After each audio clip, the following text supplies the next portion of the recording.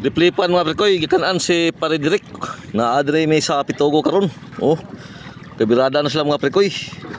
Ug daghan mo kayong sakayan diri mga prekoy, wa man nang gawas ang liplipan. Napanaan na ning ayil mga prekoy, napanaan na, no, sa ilog kabirada na. Birada nagliplipan, napanaan ni ayil. No. Kusog manggong hangin mga prekoy, umihan. Umihan ang hangin.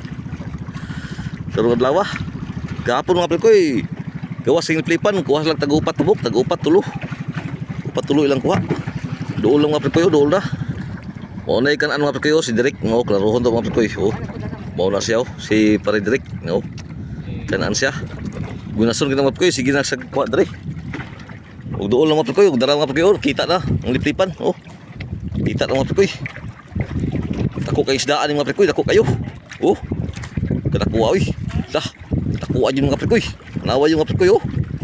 Liplipan, mga 40 kilos mga prekoy. Dabi kita kuha mga prekoy. Oh.